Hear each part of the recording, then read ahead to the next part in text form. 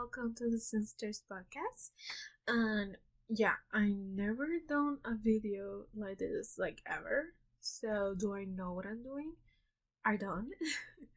But yeah, let's do it anyways.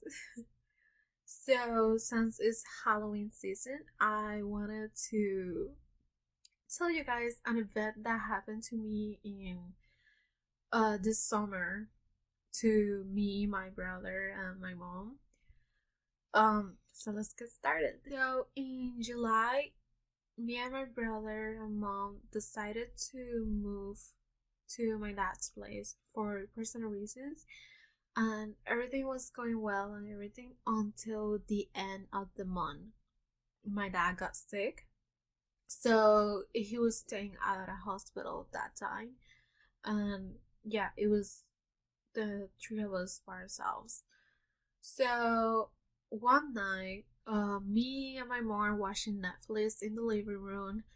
My brother's in the kitchen, just cooking food for himself, and suddenly we get like a knock on the front door, and we're like, "Well, that's really weird because we barely get visitors, and like obviously not at that time." So the door is locked.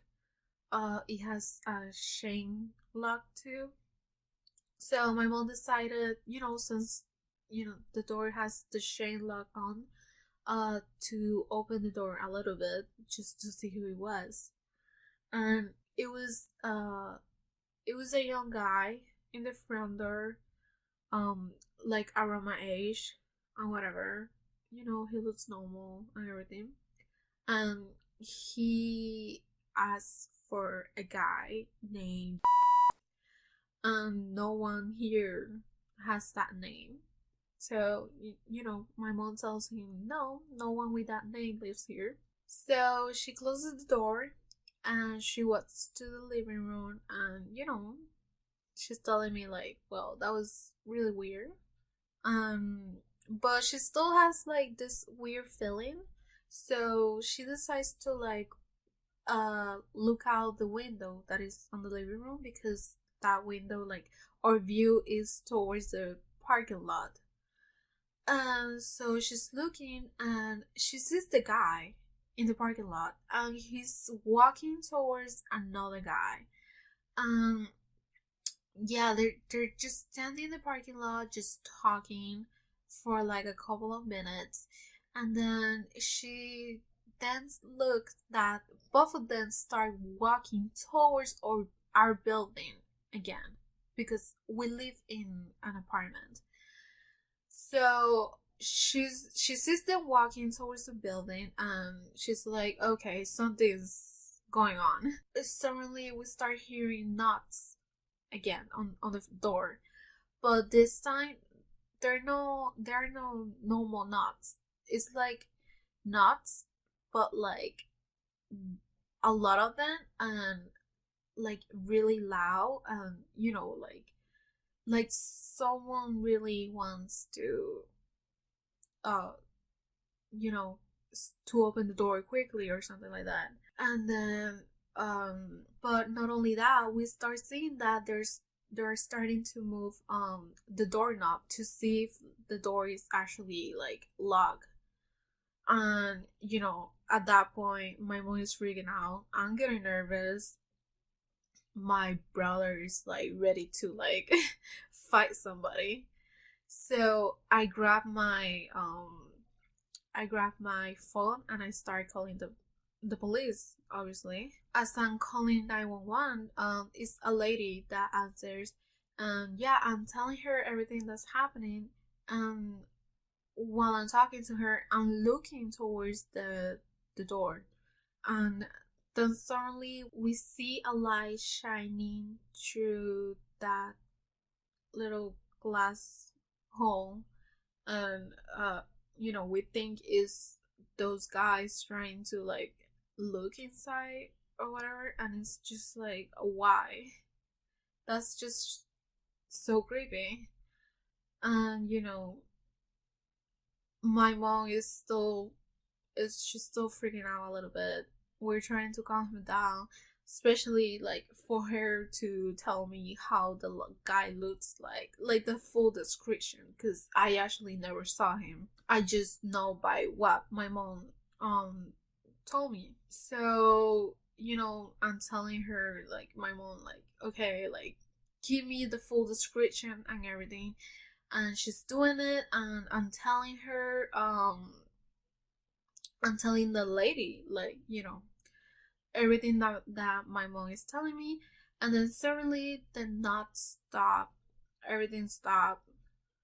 They're not playing with the doorknob anymore. And we're like, okay, is it done? Is this, did they went? So, I'm still talking on the phone with the lady, and but then we start hearing more noises. But this time those noises came from a window, and that window happens to be the window from my room. So those guys stopped with the whole knocking and everything, and they went to my window just to look at inside if anyone was there or anything. At this point, it's like we are very upset. I'm scared, my mom is scared, my brother is pissed. My mom had it, so she grabs the pepper spray, her taser. She tells my brother, you better grab that knife in the kitchen. So he does. Like, we start getting ready to fight if they ever do come inside the house. Like, we're not taking any chances, obviously. And but the lady, she tells me, like, the police is close by, all that, don't open the door, blah blah blah, all that. But yeah, like, we are ready in case they get in. Again, all the noise stopped. We don't know where they're at. We don't know if they're by the window. We don't know if they're by the front door again. Nothing. So we walk towards the living room again, and we look by the window, and we see the police, like a few of them actually, like 3 police cars come by. And we're like, okay, finally, finally they're here, nothing happened. We open the door, cautiously, we're being careful in case they're still like really close by. And then one of the police guys comes out of the car, and he starts walking towards us, and we're like, whew, okay, good.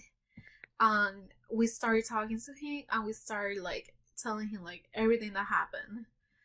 And then the other 2 police guys, they're like walking around trying to find those 2 guys, which actually didn't took long. They were really close by. So the police got them. I guess they actually wasn't, their plan wasn't to escape. So those 2 police got those 2 guys. They handcuffed them, and they start talking to them. My mom looks one of the guys, and she's telling the police like, oh yeah, that's him, the one that knocks on the front door first. So the police talking to them, and supposedly the whole story is like, okay, they don't even live here in the complex, they don't even live here, that they just came here to meet up with a girl. And it's like, well, that's bullshit, because first of all, one of you came to the front door first and asking for a guy, never a girl. So, and I think the police kind of like knew that was kind of like bullshit too, but that's what they say. There wasn't really much to do after that. Because yeah, they were being creepy and everything, but it's not like they actually broke in. The police told my mom that she can press charges, and she was like, "Yeah, I will." That's what she did. Um, but they let them go with a warning. That's about it. Thankfully, nothing like that has happened again. We are very hopeful that it doesn't happen again. So, I don't know. We still think to this day that that story is bullshit,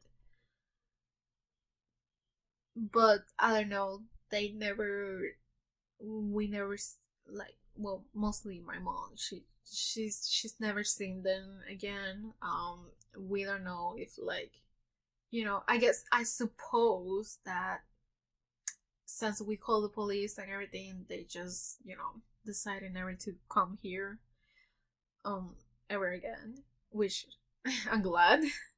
Obviously. um uh yeah, the good thing that came out of this is that now we see police cars once in a while, especially at night, that make rounds here at the complex. So it's like you're feeling more like safer. So that's good. No more action happened, but it was really scary because we actually thought they were gonna get in. And yeah, if that ever happens to you, like any other time, just call. Don't think twice. Start calling the police and find anything that you can protect yourself with. Because honestly, we were we were lucky. We had a pepper spray, taser, knives, everything. So we were ready. And you should be too. And that was it. That's my whole story, and I hope you like it. And yeah, all I can say is like this video, share it, subscribe to the SinSters, and ring that bell. Bye guys. It was great doing this video for you, and be safe out there, especially on Halloween.